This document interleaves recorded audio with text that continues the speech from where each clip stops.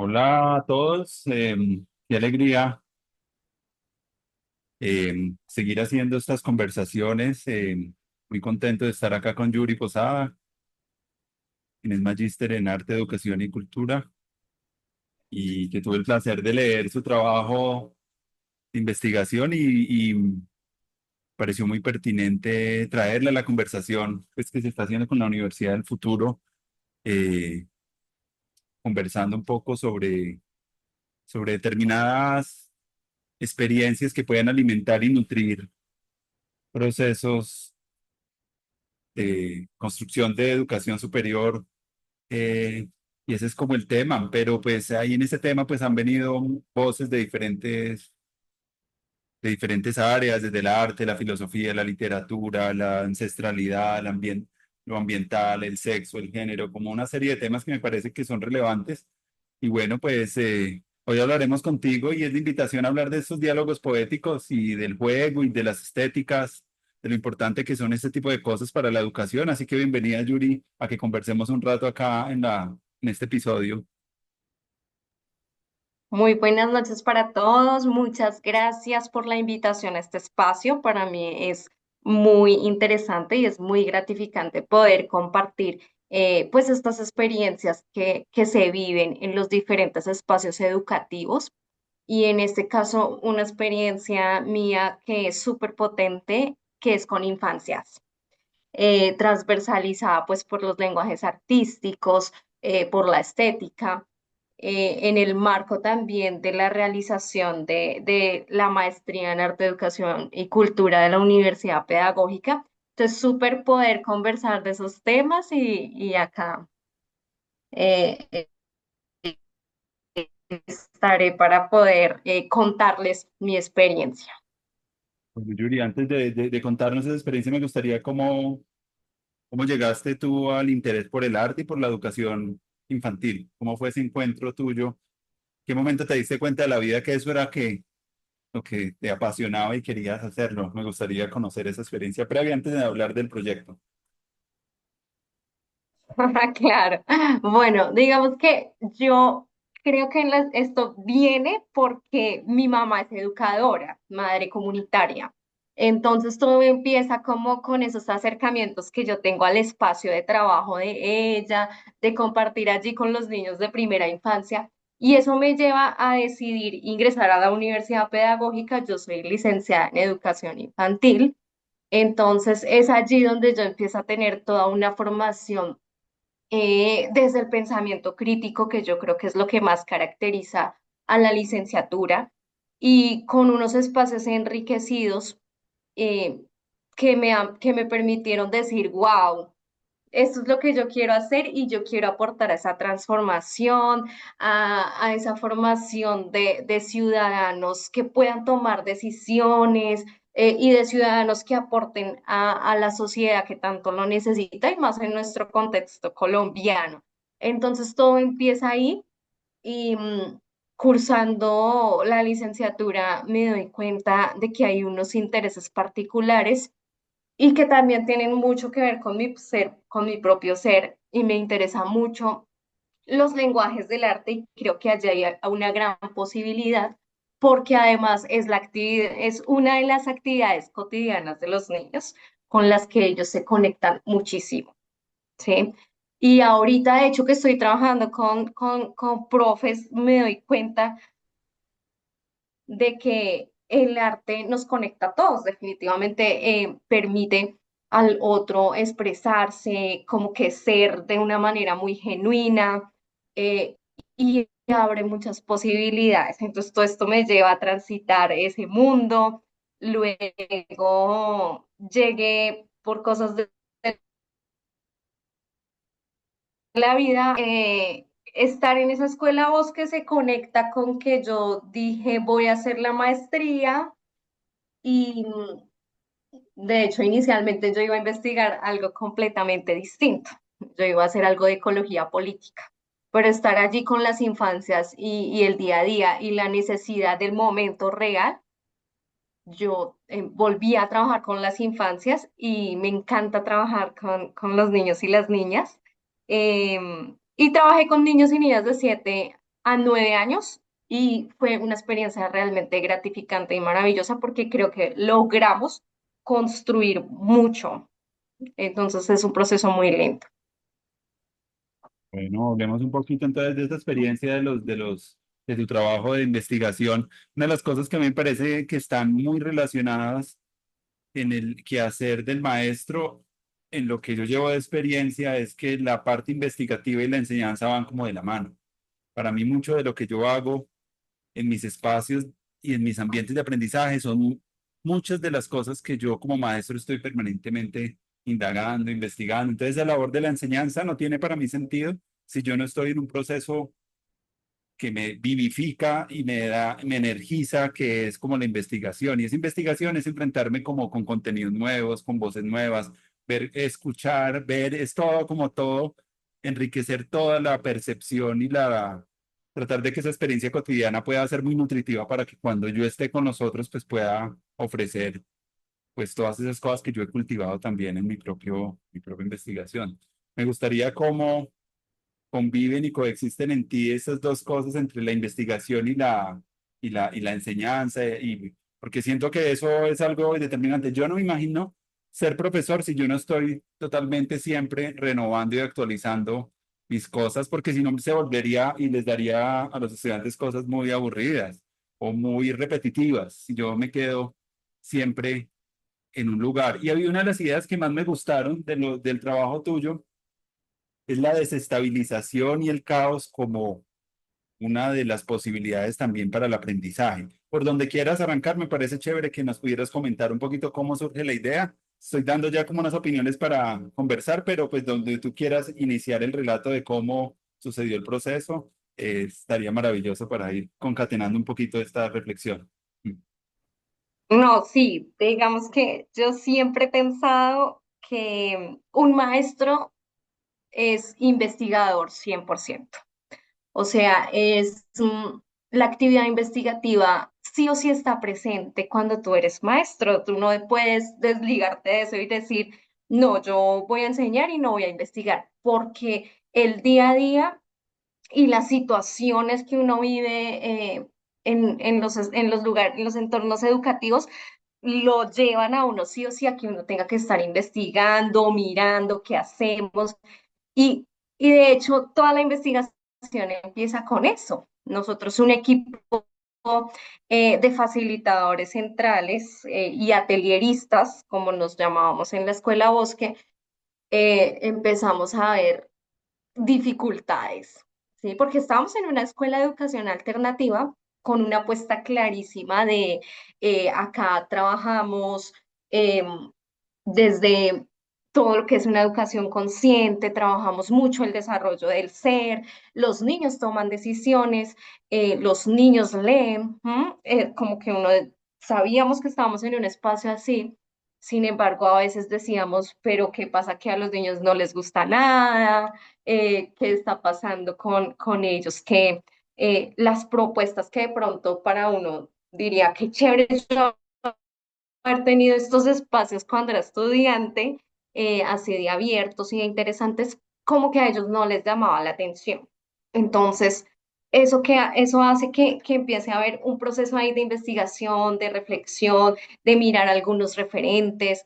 Entonces, eso se conecta con la estética de la liberación, que es uno de los referentes, digamos que principales. Entonces yo conocí a Dussel con la estética de la liberación, empiezo a leer y uno empieza a establecer conexiones y esos autores empiezan a hacer un marco de referencia para uno entender un poco unas realidades. Y uno dice, claro, estamos en un momento distinto, nuestras infancias no son las mismas infancias que tal vez teníamos hace, es que ni siquiera uno puede decir que las infancias de ahorita son las mismas de ayer porque ya todo va cambiando. Entonces, unos intereses distintos, niños permeados por los videojuegos, permeados por los programas televisivos, por las modas y por un montón de cosas que les venden. Y más ahorita, pues que estamos en plena era donde todo se mueve la información, las redes sociales, o sea, los niños desde que son bebés ya tienen tablet, celular, entonces era una lucha complicada para nosotros, porque por más que lleváramos cosas interesantes, pues estaban permeados. Entonces son de hecho, Dussel emplea un término que son las estéticas deformadas. Él habla de la estésis y de la poiesis como una estética que tiene como dos momentos. Y él hablaba de eso, de cómo las estéticas pues están siendo influenciadas y hemos perdido pues nuestras propias capacidades de decisión y la belleza pues no la encontramos en aquello de hecho que contribuye a nuestra vida, sino que no hay una voluntad de vida activa, sino que por el contrario, de hecho, se consumen cosas que atentan contra la propia vida. Entonces, de allí surge y de esa preocupación como equipo y un poco una mirada desde la maestría, pues desde el arte y decir, bueno, ¿y qué papel está cumpliendo el arte en relación a esto que está pasando con los niños? Y cómo poder contribuir pues a poder seguir trabajando para cumplir el objetivo de que los seres humanos seamos conscientes, reflexivos, críticos, cómo hacer que eso pase con nuestros niños. Y de ahí es donde empieza a surgir todos estos detonantes de este trabajo de investigación. Qué chévere eso. Siempre ese contexto en donde uno se está moviendo es donde pues emergen muchas de las preguntas pues que uno como pedagogo se está haciendo permanentemente, incluso en las mismas didácticas y pedagogías, siempre uno está como en un ir y venir, en hacer y en recoger, en experimentar y en mirar qué cosas se van puliendo de ese trabajo. Hay una de las cosas que a mí me gustan mucho que pudiéramos hablar contigo de los diálogos poéticos porque siento yo, en los últimos años he venido diseñando algunos ambientes donde las personas puedan no solamente hablar de teorías y de autores, sino también puede haber una exposición de la sensibilidad de las personas, de su vulnerabilidad, abrir la mente y el corazón para compartir historias personales también, integrar un poco como maestros, pues lo que hemos vivido para que eso tenga un sentido y recobre como un significado, porque pues las cosas por sí mismas no tienen sentido, sino que uno también en la labor de tejer ese saber pedagógico es que como que va llenando de sentido y de significado pues la experiencia. Entonces, eh,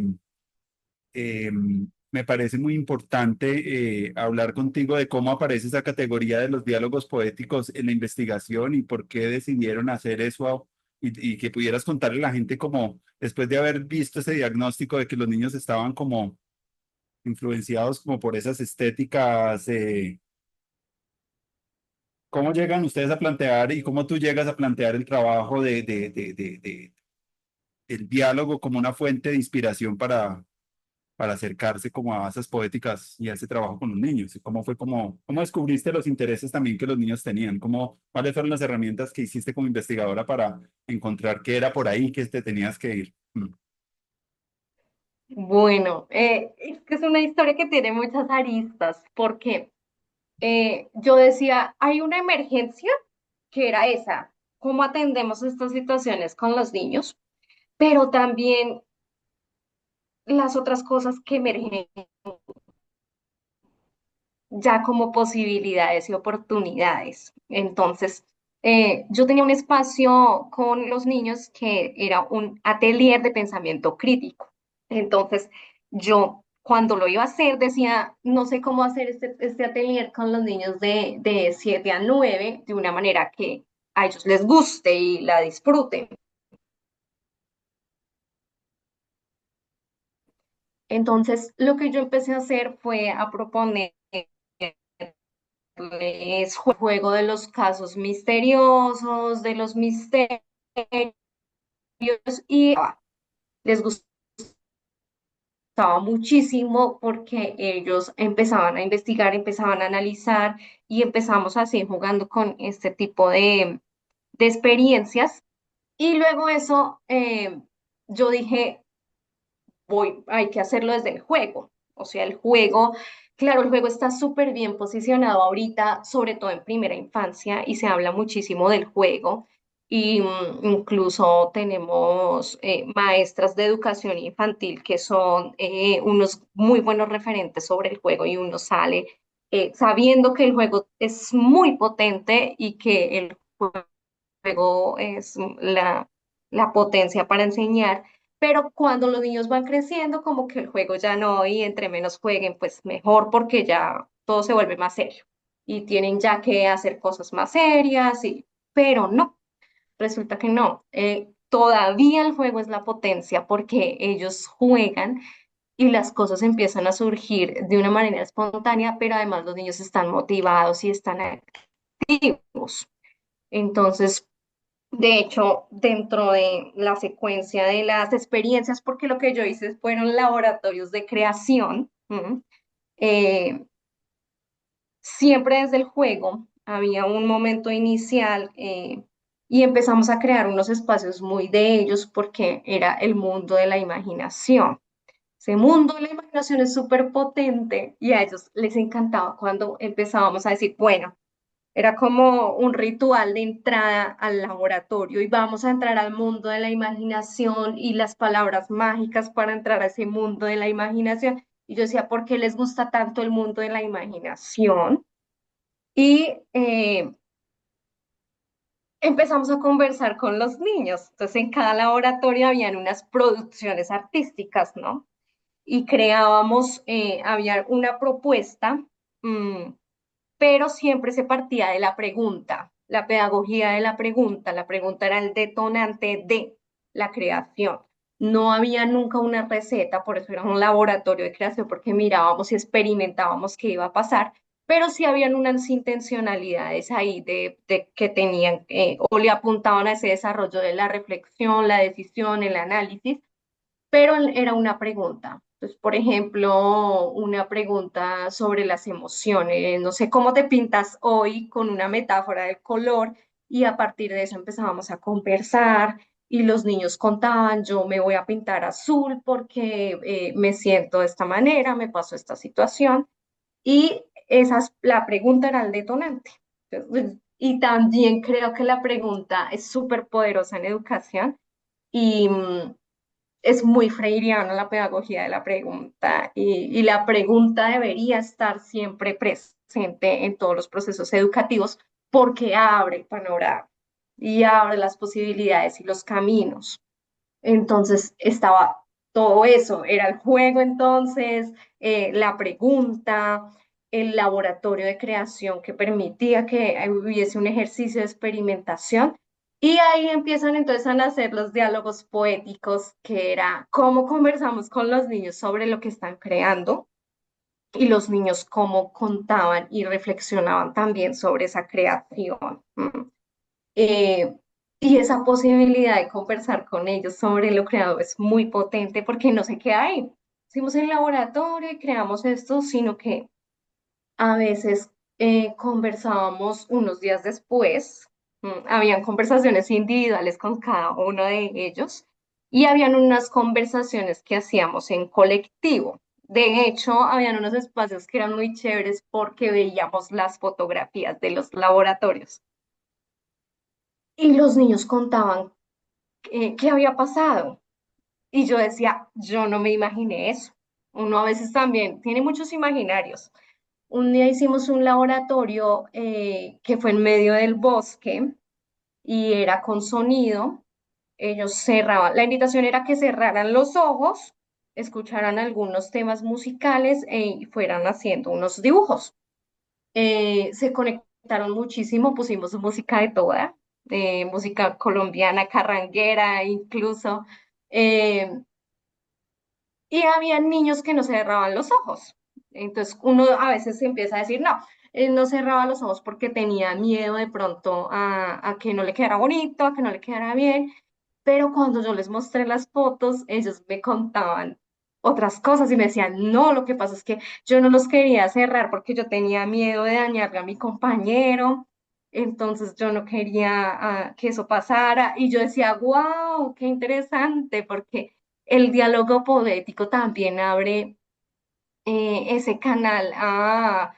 Yo no puedo, o sea, no con solo mirar algo no puedo interpretar lo que realmente pasa. Entonces el diálogo me posibilita entender al otro y comprender por qué pasó eso y por qué se hizo de esas maneras.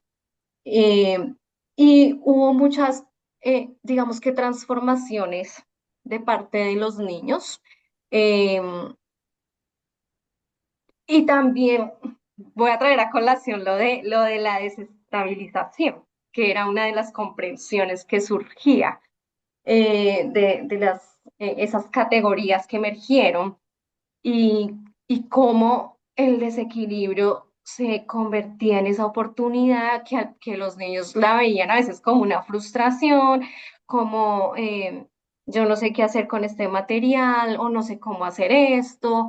O yo esperaba que quedara así, pero me salió esto, y cómo eso se va transformando en posibilidad para ellos, y poco a poco ellos ya iban diciendo, cuando hablábamos, bueno, ¿y tú qué aprendiste? Entonces ellos hablaban más de aprendizajes de ese tipo que de aprendizajes de técnicos, digamos, de aprendí a dibujar, a pintar, ¿no? Ellos resaltaban, yo aprendí que, por ejemplo, em, que esto no salió como yo quería, pero me salió algo más bonito, o me gustó más lo que salió. O aprendí, esa era divina, aprendí que estas cosas no son de estresarse. Entonces uno dice, wow, qué chévere porque hay un crecimiento ahí eh, súper reflexivo y crítico. Entonces, esos son los diálogos poéticos, el conversar con el otro, el intercambiar, el reflexionar, incluso se creó el libro de los laboratorios, que es un diálogo poético. El mundo de la imaginación es un diálogo poético porque es un mundo de ellos donde ellos podían ser y podían decir yo me transformo en un personaje, ¿m? Porque es increíble, pero hay niños de 7 y 8 años que ya están muy estructurados, entonces tú les proponías el juego y ellos como que, ay, no, yo no juego. Eso es una bobada. Ay, qué ridículo, ¿sí? Y cómo estos espacios hacen que ellos vuelvan a imaginar, a crear. Entonces, esos son algo de esos diálogos poéticos. Sí, otra cosa que me parece como muy importante y yo cada vez siento muy oportuna en la construcción de educación, de pedagogía, de conocimiento, es eso de la imaginación, porque normalmente siento que siendo algo tan connatural del ser humano, la capacidad de imaginar mundos, ¿cierto? Y de vivir en mundos que él mismo construye, uno con la mente puede construir determinados mundos, puede construir narrativas y puede construir cosas que tienen una realidad porque están en la mente de uno y uno les da un valor, un significado y uno les considera como valiosos. Entonces eso es lo que empieza a ser la realidad. La realidad está muy mediada, quiere decir, por las cosas que uno imagina, con las que uno conversa con uno mismo, con las cosas que va también, pues muy relacionado con su mundo de vida cotidiana. Y siento yo que buena parte de las crisis que se estaban viviendo como sociedad son crisis también de la imaginación, porque a veces creemos que ya está todo dado, que no se pueden cambiar, entonces vamos quedando como en un pensamiento o de la catástrofe o de la que ya no se puede hacer nada, como dos perspectivas que yo digo, qué triste que una generación se quede como en ese lamento, sabiendo que hay toda esa riqueza, esa potencia de la imaginación, que es lo que tenemos, lo que nos diferencia de muchos animales y de otras, es como la capacidad de construir narrativas, construir poesía, construir tecnologías, construir como formas nuevas de habitar la realidad y de habitarla cada vez con mayor como capacidad imaginativa. Entonces yo creo que una de las cosas como maestro, a mí me gustaría preguntarte a ti, porque yo también he trabajado con maestros y en qué medida también uno, desde los procesos de formación también con maestros, puede también uno empezar a movilizar esos aspectos que se van quedando como de una, de, se van quedando las personas sin esa recursividad porque se va se entran en un mundo donde no estimula para que esa imaginación y esa creatividad sea, sino que nos vamos volviendo como más, sí, más carentes de imaginación. Y pero entonces el diseño de la sociedad, de las instituciones y de muchas de las cosas que hacemos como que no le dan como un lugar a eso. Entonces yo cuando pienso en eso me pregunto, como los maestros y los adultos son tan importantes en la formación y en la educación y en la transformación de la educación inicial, ¿en qué medida podríamos también empezar a introducir a nivel cultural la imaginación, pues, con los adultos y con las personas que están ahí, como mamás, como la gente del común? Me gustaría preguntarte a ti eso. Sé que no es una pregunta fácil, pero pues de eso se tratan los diálogos poéticos, de empezar a imaginar. Exacto, yo estaba pensando, ¿qué pregunta? Una pregunta, sí, súper, súper complejo. Yo creo que es difícil realmente, sí. Más creo que es que siempre hay que tener esperanza, porque yo he visto cosas súper interesantes también en el trabajo que estoy haciendo con profes. em, y sí hay, digamos que de entrada algunos imaginarios y yo creería que hay que empezar a trabajar allí primero con ellos, si es en descubrir cuáles son esos imaginarios que tiene, volverlos como concretos, decir, mira, vamos a mirar cuáles son nuestros imaginarios y a partir también de diálogos poéticos poder reflexionar sobre esos imaginarios, ¿sí? Porque sí es súper fuerte la idea de que la imaginación no es importante, la imaginación no es algo serio, o sea, la imaginación no tiene nada de lógica, o sea, es opuesta a la lógica, eso no sirve para nada, y por eso también pasa mucho con el juego. Aunque tenemos grandes avances, todavía hay personas que dicen jugar es perder el tiempo, imaginar es perder el tiempo, crear es perder el tiempo. Yo creo que desde los diálogos poéticos es una posibilidad para empezar a trabajar con las maestras y hay que hacerlo primero con ellas. Vamos a imaginar nosotros, vamos a jugar nosotros y que ellas se sientan como en un espacio también seguro donde podemos ser y donde podemos jugar. Y yo creo que a nosotros nos encanta todavía jugar y nos encanta imaginar, pero nos han hecho creer que no, nos han hecho creer que ya los adultos somos aburridos, somos serios y no podemos entrar en esas dinámicas, pero bueno, y la vida también, que es dura, porque las responsabilidades, si uno sabe, y que ser profe no es fácil. Los profes y las profes de educación inicial tienen trabajos duros, largos, de largas horas, además de procesos de documentación que también le quitan mucho la magia. Em, pero desde allí puede ser, yo estoy haciendo trabajos prácticos también, porque también es un proceso primero de conocer a las maestras, qué les gusta, qué les mueve, y he hecho algo sobre la música.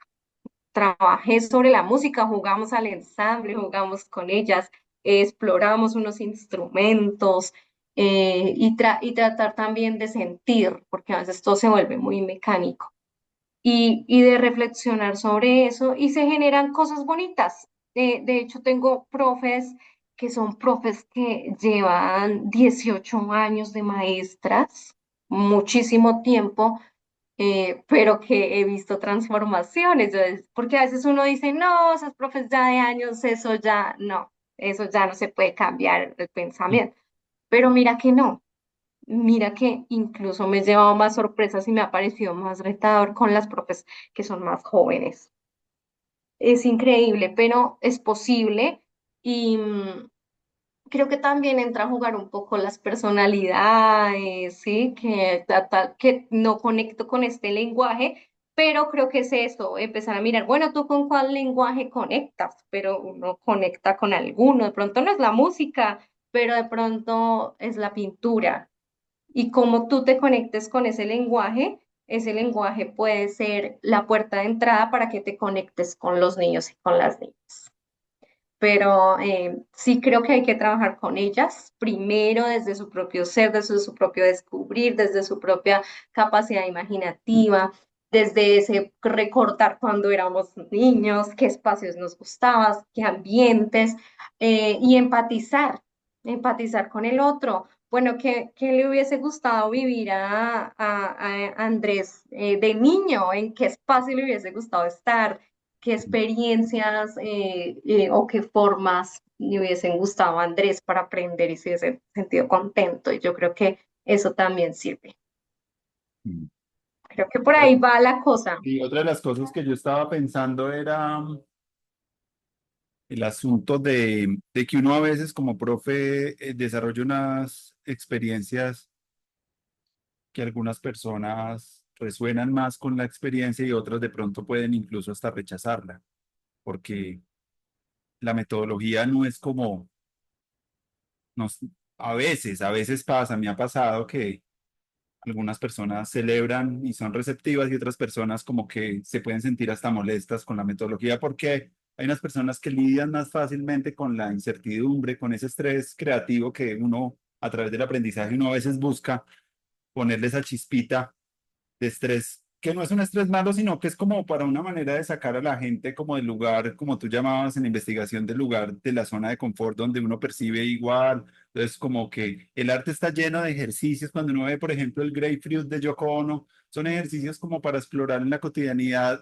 acciones pequeñitas, que son, parecen muy absurdas, parecen muy sencillas, pero que lo que están buscando es como que la atención y la percepción sean más abiertas, sean más receptivas. Y esa es una de las cosas que nosotros como maestros estamos como disputándonos, de que hay mucha sobreatención de miles de cosas, mucha estimulación y el proceso de aprendizaje cuesta a veces mucho porque no logra tener ese mismo nivel como de irrigación de dopamina que lo hacen muchos medios a los niños y les va llegando y el maestro se vuelve como algo que no tiene esa cosa. Entonces como que hay una desigualdad en la atención que hay en otros medios y en la que se está dando en la escuela y es una competencia que me parece difícil, que yo no sé qué vaya a pasar a futuro, pero es algo que deberíamos empezar a cuidar más. Para mí la educación, y lo pienso yo, no es tanto transmitir conocimiento, sino como señalar aspectos de la realidad y del mundo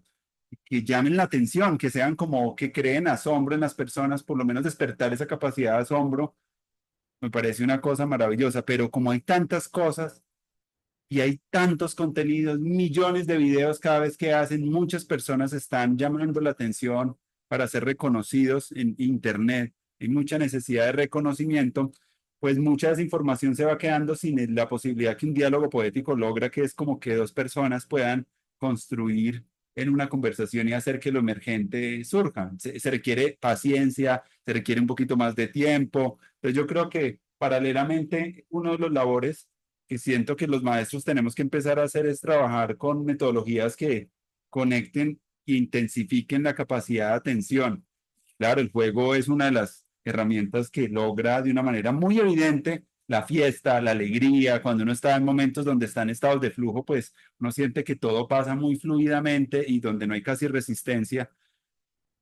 Pero entonces hay un asunto porque se está pasando un poco de la medida de la unidad de las riquezas como antes se llamaba como el capital, ahorita están hablando de que el lugar donde se está disputando todo es en la atención de las personas y es ahí donde va a crearse la economía, donde se van a crear muchas cosas y es una de las cosas que más pueden poner en juego y en entredicho la labor del maestro porque pues estamos jugando en eso. Entonces es una disputa y es por eso que a mí me ha llevado a introducir estos diálogos de profundización más, por decirlo, espiritual o de más, ¿cierto? Como que permitan que las personas que estén escuchando lo que se está escuchando en una clase sea inevitable escuchar al otro, porque es que lo que está diciendo es como parte de su vida, es sus amores, es sus desdichas, son sus alegrías, es su vitalidad, son sus emociones, es su pasión, es todo eso. Entonces, como que lo he llevado mucho por ese lado, buscando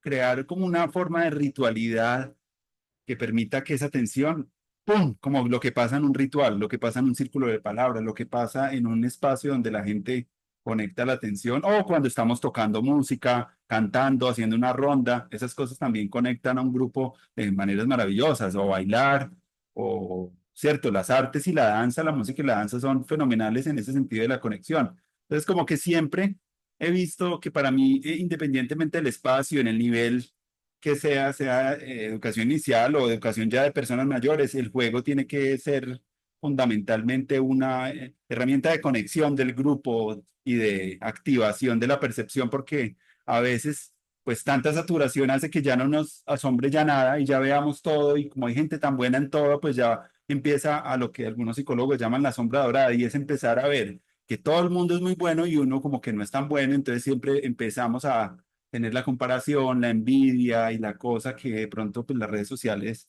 pueden ayudar a que esa envidia pues florezca más. Entonces me parece que hay unos riesgos tremendos en términos de la educación. Estoy poniendo acá unas cosas pues que hacen parte de mi reflexión personal, pero pues con lo que tú quieras seguir la conversación, maravilloso. No, sí, de acuerdo. Es que estamos en un momento muy retador que de hecho uno se piensa en qué va a pasar con nosotros como profes, ¿no? Porque también las inteligencias artificiales nos retan un montón porque sabemos que todo está a la mano del teléfono. O sea, de hecho, ya la construcción de conocimiento se ve un poco retada por ese tipo de herramientas que surgen y que pueden ser muy provechosas, pero que para el ser humano, pues esa capacidad reflexiva y crítica eh, se necesita también para poder usar esas herramientas de una manera adecuada. Entonces, sí, es completamente retador. Yo cuando veo los espacios educativos cotidianos en los que uno se mueve en la realidad, a veces es necesario de pronto aislar este tipo de, no sé si sea muy extremo. Hace una semana estuve en un espacio de vacaciones recreativas como profe de los niños. ¿M?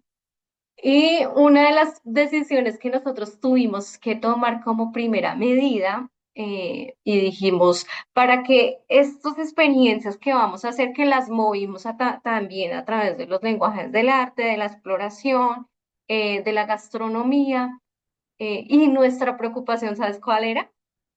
No, a esos niños, ¿qué tal no les guste? ¿Qué tal se aburran? Entonces, ¿qué decisión nosotros tomamos? Que no traigan teléfonos. No vamos a dejar que traigan teléfono. Porque decíamos, ¿cómo nosotros peleamos contra el teléfono cuando ya los tiempos de atención, incluso uno mismo, a mí me ha Claro. pasado que uno se pone a estar en una red y cuando uno se da cuenta, uno ya lleva hasta 2 horas ahí mirando cosas y la atención ya no, o sea, ni siquiera la atención de uno tiene una permanencia. Y mira que la pasamos muy bien con los niños y las niñas en esas experiencias y eso comprueba una vez más que a los niños sí les gusta vivir esas experiencias, eh, pero pues no tenían el teléfono. Entonces uno piensa un poco en qué tan positivo es pues los dispositivos en la vida de nosotros, pero pues ya es una, o sea, son una realidad, pero creo que ahí está la oportunidad y eso un poco lo leí en un texto que me gustó mucho también de la maestría de estética y anestésica, donde nos decían la oportunidad está en el cuerpo, en los sentidos guardan esas huellas todavía ante esa domesticación que estamos viviendo porque eso es lo que estamos viviendo ahorita.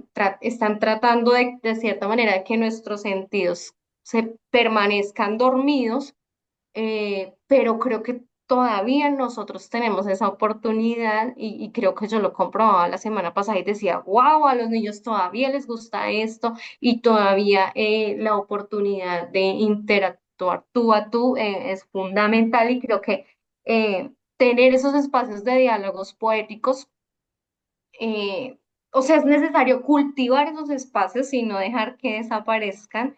Y yo creo que la educación tiene que sí o sí seguir siendo presencial, tú a tú, en contacto con el otro, eh, cuerpo a cuerpo, sí, para poder, digamos que seguir alimentando y abriendo y dándoles el lugar importante que tiene el cuerpo, que tienen los sentidos, que tiene la percepción. Y bueno, eso, eso Único, sería.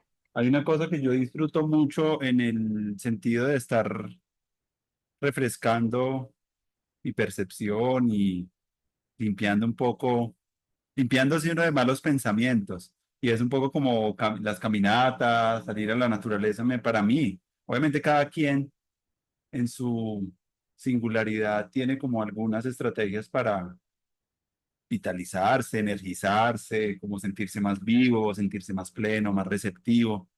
Para unos funciona a uno la música, bailar, para otros caminar, para otros ir a espacios naturales, para otros la meditación, como que cada quien va encontrando como algunos espacios donde encuentra esa riqueza de la estética, de volver de ser uno más sensible y más receptivo al ambiente en el que uno está encontrando.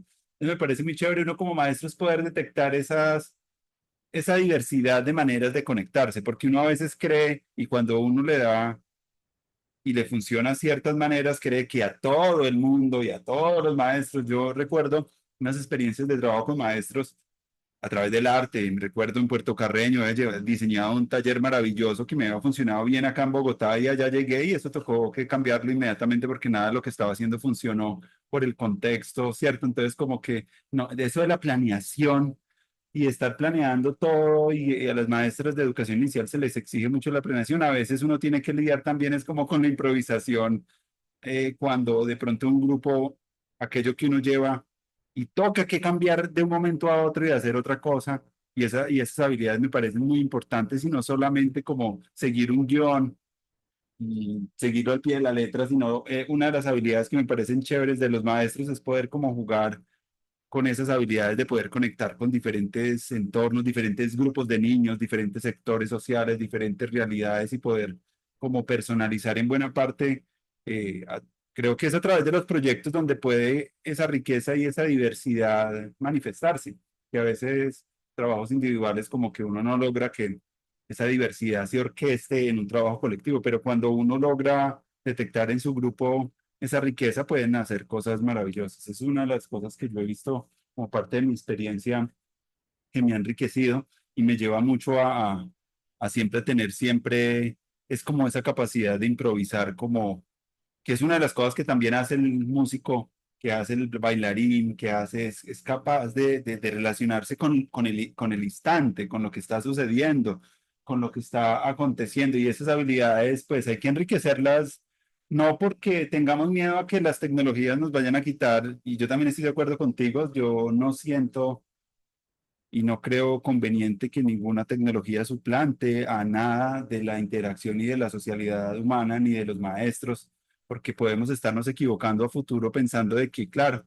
ya para qué maestros si ya tenemos inteligencias artificiales que nos permiten resolver todo, pero eso es muy preocupante en términos de que pues esas inteligencias no sienten qué es el amor, qué es la amistad, que es la alegría de compartir una comida deliciosa, no saben los placeres de, de la compañía, de la sexualidad, de tantas cosas que nos hacen humanos y entonces delegarle a alguien la responsabilidad educativa sin saber eso que es tan importante, pues estaríamos engañando a los niños con ese tipo de inteligencias. Entonces siento que estoy de acuerdo contigo en ese sentido de que la socialización y el intercambio es supremamente importante. A mí me gustaría preguntarte a ti también, preguntas también alrededor de, bueno, estamos en un mundo que está pasando como por muchas circunstancias que son difíciles, pero ¿cómo ves tú al futuro?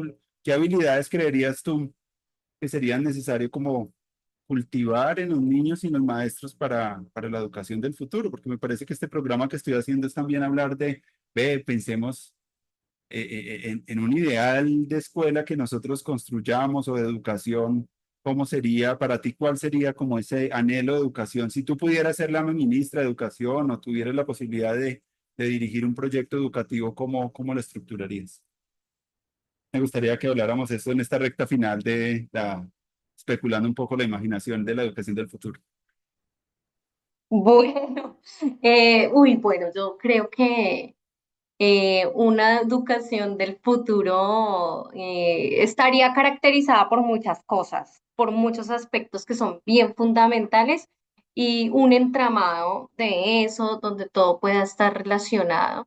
Pero creo que pues voy a empezar por uno que me parece fundamental y es la relación con el medio natural, la relación con el medio natural. Creo que allí hay una gran oportunidad y para mí los espacios educativos, no sé si cómo suene esto, pero deberían ser al aire libre. Yo creo en la educación al aire libre y la educación en un entorno que no sean las cuatro paredes. Yo creo que eso de las cuatro paredes es muy estructurado Mm, y quita la posibilidad de interactuar con el medio real. Entonces yo pensaría en una educación que trascienda las paredes, que trascienda el aula cuadrada, donde haya una relación también más natural, em, más espontáneo, como unos espacios abiertos, donde quienes están decidan. Creo que también es fundamental que yo pueda decidir en dónde quiero estar y dónde quiero construir. Me gustaría, no sé, de pronto poder tener la posibilidad de elegir ir hoy a conversar sobre ciencia porque me gusta la ciencia y me apasiona. Que no sea como este es el currículum y tú tienes que ver esto y estos son los temas y porque creo que esa parte ya no va. Creo que la empatía es fundamental, la posibilidad de entender al otro antes de juzgarlo, la posibilidad de ponerse en los zapatos del otro y entender cuáles son esas situaciones que los llevan a tomar una u otra decisión. La honestidad.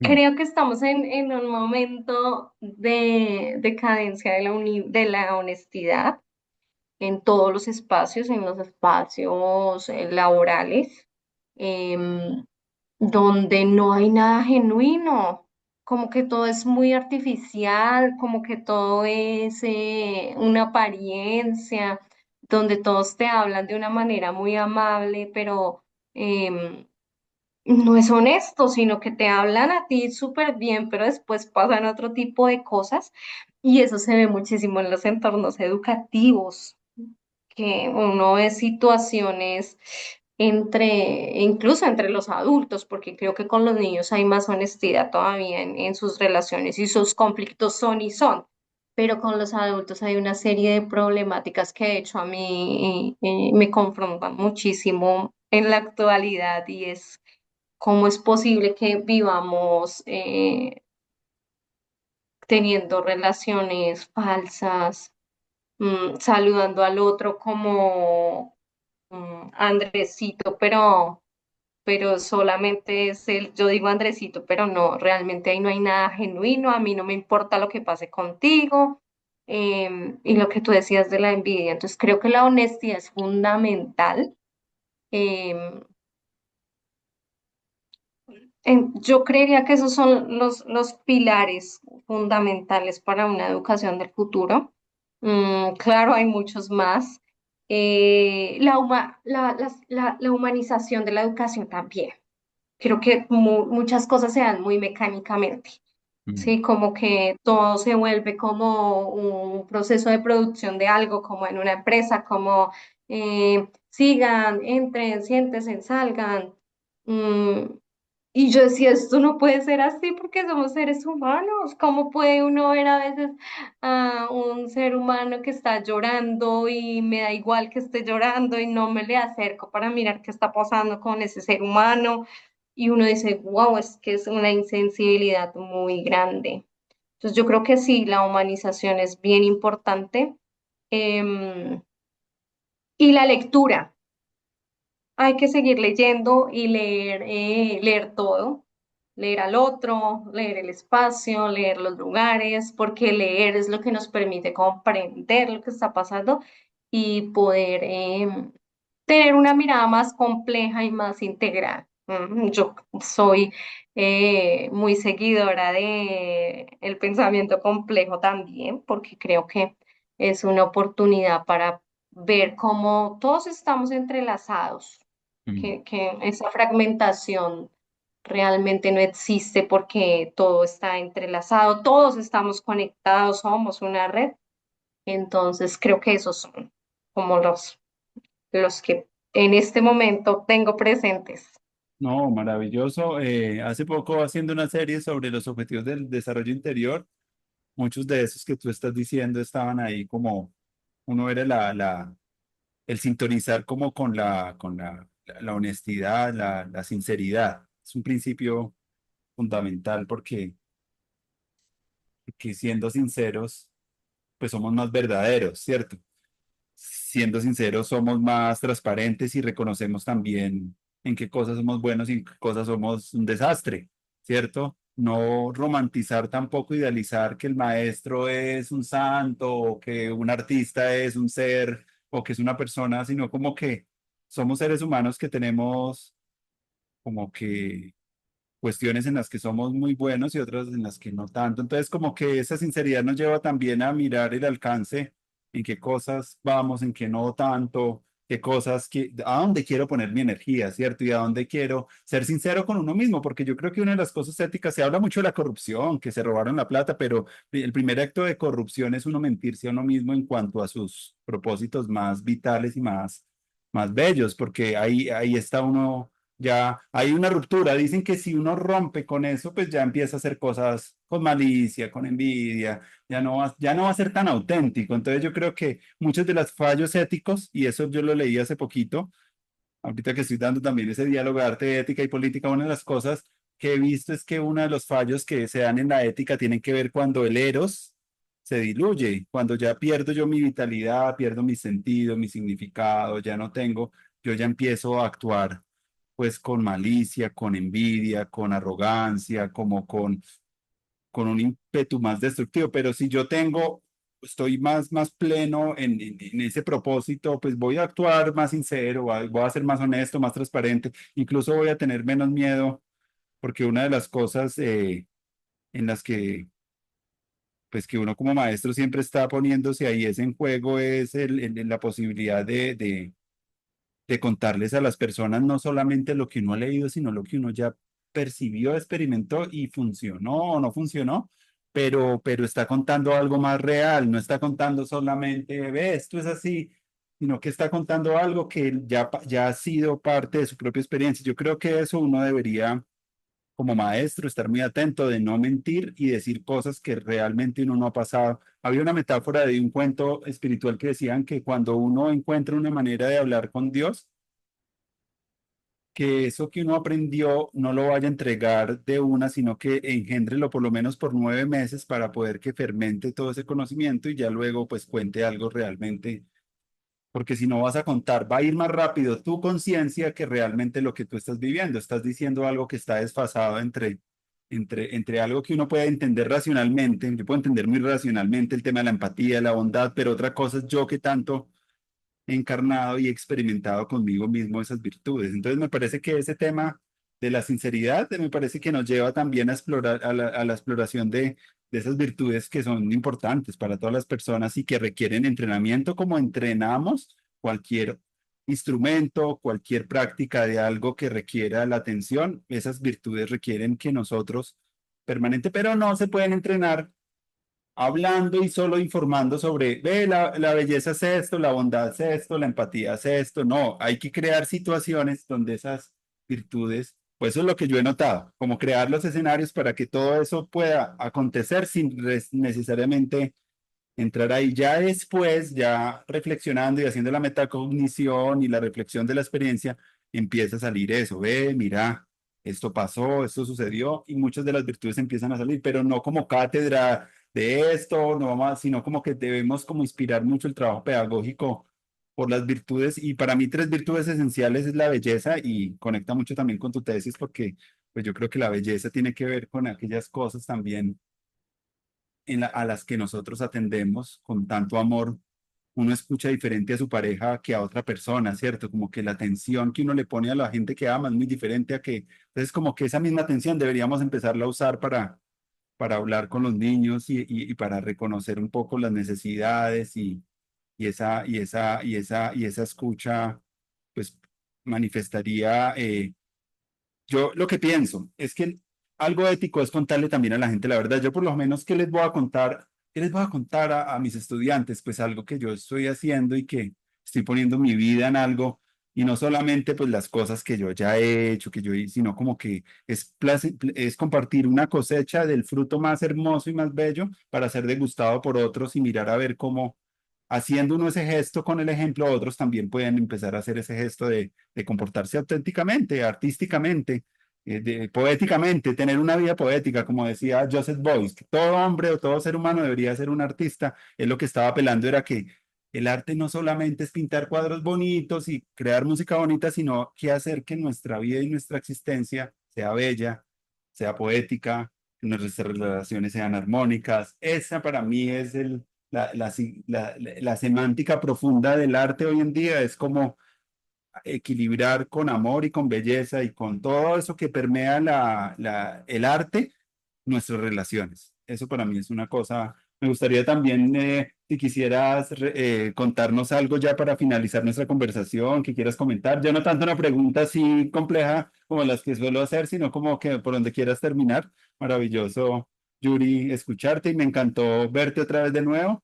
Y me parece muy chévere que estos diálogos que estamos haciendo, pues nos nutran y alimenten también una conversación pública que pueda inspirar a otros maestros, que nosotros podamos ser fuente también de inspiración para otras personas, porque pues es lo que hace también, siento yo, el maestro, es como inspirar, mostrar como ejemplos a partir de esa experiencia y de su forma como vive y cómo hace sus cosas, cómo se comporta, cómo trata a las personas. Eso enseña más que miles de teorías, ver a la persona actuando en su vida real, relacionándose, cómo lidia con la incertidumbre, cómo lidia con lo difícil, con lo que es complejo, es ahí donde el maestro se pone realmente a prueba y donde puede sacar un mundo de herramientas que tarde o temprano van a alimentar también su trabajo con los otros, con los niños, con sus familias, parejas, hijos. Bueno, una reflexión final que quería hacer contigo acá en vivo, siendo muy honesto. No, mira que cuando tú empezaste con esta última intervención, yo dije, se me vino a la mente los recuerdos de mi propia frustración y de mis propios desequilibrios también en todos los procesos, tanto en ese proceso de investigación, pero también en mi vida ahorita cotidiana y en lo que estoy haciendo en este momento en el trabajo con las maestras, con los maestros. Y, y es como uno se enfrenta a uno mismo también a esas situaciones y a esos desequilibrios. Eh, y, y yo tuve situaciones cuando estaba haciendo mi tesis de frustración tremendas, porque claro, uno a veces también está en la zona de confort y pues yo hice investigación basada en las artes, ortografía, pero yo nunca había hecho eso. Como la apuesta también de la maestría. Uy, como yo también me enfrentaba a eso de, ay, hay que salir de la zona de confort, porque a veces uno se queda como en los discursos y cuando uno mismo tiene que salir de la zona de confort, como la vida lo confronta y yo decía, yo, o sea, no quiero hacer esa tesis, yo con esto no pude y ahorita también decía, estos son procesos que también humanamente a uno, o sea, pasan por uno. Y eso pasa también por la educación. y decía, claro, nosotros tenemos una herramienta cuando acompañamos a los profes que la hemos llamado modelamiento, y es el acompañar en la práctica misma y cómo más allá del discurso, que creo que es muy potente eso, de decir, esto se hace así. Esto se hace de esta manera, tal teórico lo dijo de esta manera, como con la acción misma de uno, uno puede estar jalonando sus procesos, digamos que más cercanos y más humanos. Entonces, creo que esas reflexiones sobre el ser y sobre el sí mismo van más allá también de los discursos y hay que reflejarlo desde las acciones. No, yo también estoy muy agradecida con este espacio. Hace rato que no hablaba sobre los diálogos poéticos, digamos que los volví a traer a colación. Incluso yo creo que sería bonito que eso no quede ahí también, ¿m? Sí, Porque digamos que estaba pensando ahorita con las maestras, sí, yo estoy trabajando esto y esto, pero como tal, los diálogos poéticos como tal, no los he trabajado con las maestras y los diálogos poéticos son una gran posibilidad de intercambiar. Entonces, nada, me llevo de este espacio como el retomar también esas experiencias bonitas que uno ha hecho y llevarlas a otros espacios. Em, y me gustó mucho lo que dijiste, porque me recuerda también a la transformación de las relaciones estéticas que pasaban con los niños en los laboratorios y que no era como, hoy vamos a trabajar la empatía. Y la ajá. empatía es esto, no, sino que en ese hacer y en ese relacionamiento con el otro, eso estaba de fondo. Y uno decía, uy, cuando después uno ponía a mirar y uno decía, wow, cómo los niños empiezan a transformar la relación con los otros, con ellos mismos, con los objetos también, y la relación que hay con el objeto ahorita, aunque es que también es muy de desechar y cómo todo eso se iba transformando, pero no porque uno eh, de entrada ya lo dijera, sino en el mismo relacionamiento, en la misma propuesta, en el mismo construir, estar con el otro, en el mismo conflicto que se puede tener con el otro, todas esas cosas están ahí, se van construyendo y se van dando. Entonces, eso me llevo también de este Hay una cosa encuentro. última que te quería también compartir y es también la estructura de tu tesis de investigación y tu propuesta, cómo la estructuraste así como si fuera como un viaje.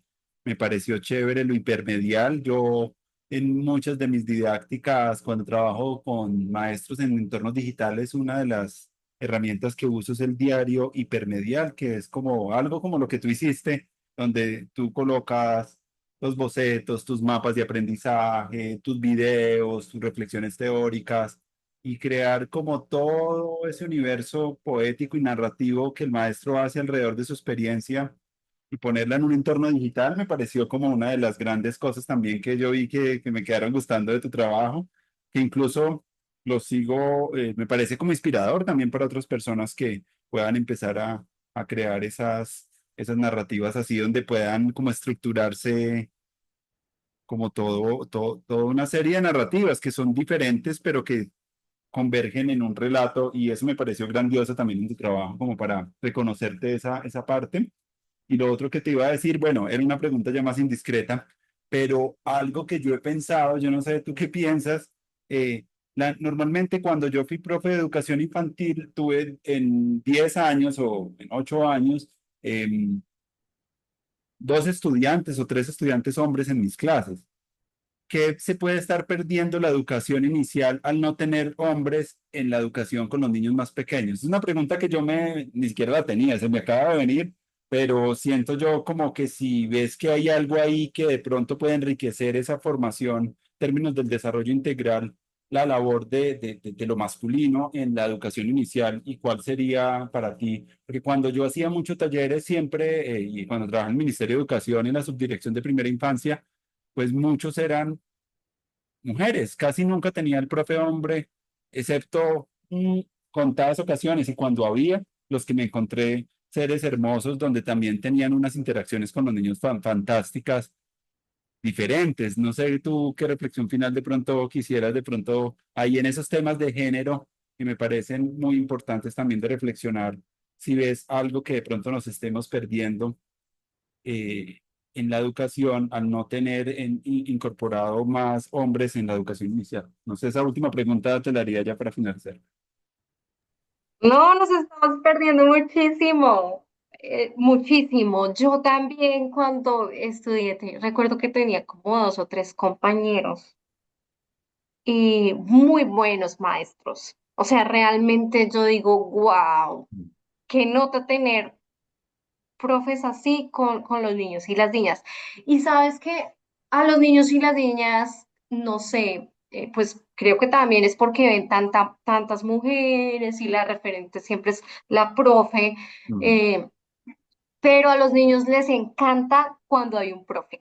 O sea, un profe es el boom, ¿sí? Un hombre en los espacios educativos es el boom. Incluso yo he visto en estos días que, por ejemplo, cuando hay un hombre en alimentos y está por ahí y solo con salir y saludar a los niños, y uno dice, wow, o sea, los niños necesitan también la figura, voy a llamar la figura masculina, dentro de las prácticas educativas. Además, porque hay unas grandes diferencias entre el carácter de que tenemos nosotras, la forma de ser, las formas de interactuar.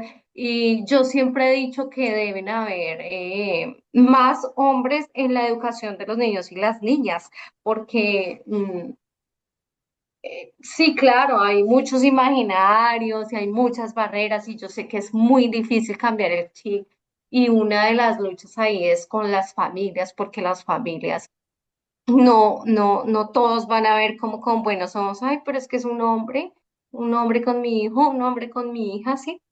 Pero yo creo que es una lucha que vale la pena dar y que es una lucha que es necesaria.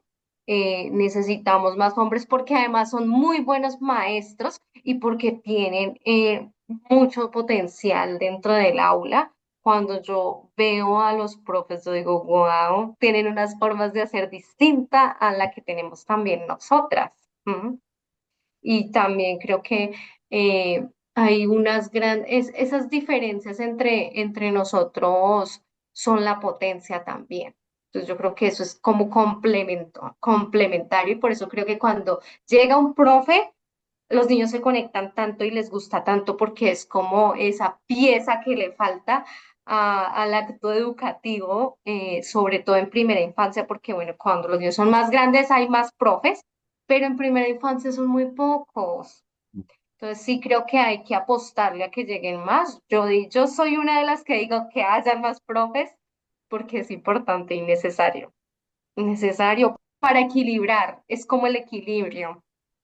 Y no solo en el quehacer pedagógico, sino creo que también en la convivencia. Como que cuando hay un hombre hay un equilibrio, hay algo ahí distinto. Es como cuando uno hace una preparación de algo y le falta ese ingrediente secreto. Entonces creo que es necesario. bueno, Yuri, qué alegría hablar contigo. En estas conversaciones que estamos haciendo en la Universidad del Futuro, siempre bienvenida y estamos ahí, vienen para el mes de finales de noviembre y principios de diciembre, pues dos seminarios que vamos a hacer como grupos de estudio para leer un poco de filosofía y quiero para el año entrante empezar a hacer unas lecturas mensuales, puede ser de los grandes de la pedagogía.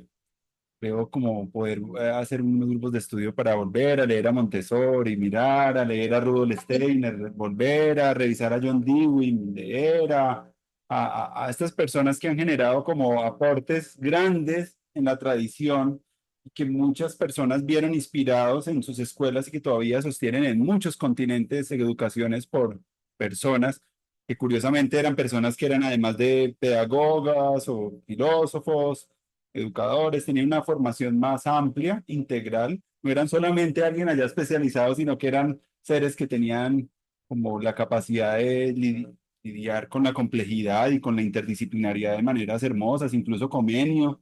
que es uno de los grandes pedagogos de la educación moderna, como que revisitar un poquito algunas de los grandes de la pedagogía, hombres y mujeres, y mirar un poco, estudiarlos dentro de, para volver a leerlos, porque a veces nosotros como pedagogos, o por lo menos yo, me he dado cuenta de que uno se queda a veces como con ciertas cosas muy generales de los autores, de John Dewey, entonces uno como que los referencia como por ciertas cosas del aprendizaje experiencial, del arte, ¿cierto? Es un gran personaje para entender un poco la estética y la educación artística hoy en día, gente que, y para la educación integral también Rudolf Steiner, Gurdjieff, hay unos autores antiguos, de principios del siglo XX, entonces pues también la invitación que hago acá, no lo había hecho en los otros capítulos, es como invitarlos también a participar en estos grupos de estudio, a la gente que está escuchando esto, bienvenido, que gente en América Latina también se pueda conectar y podamos generar unos diálogos alrededor de esos temas que son importantes, así que lo hago ya para finalizar y bueno, me alegro mucho. Esperamos encontrarnos en otros momentos.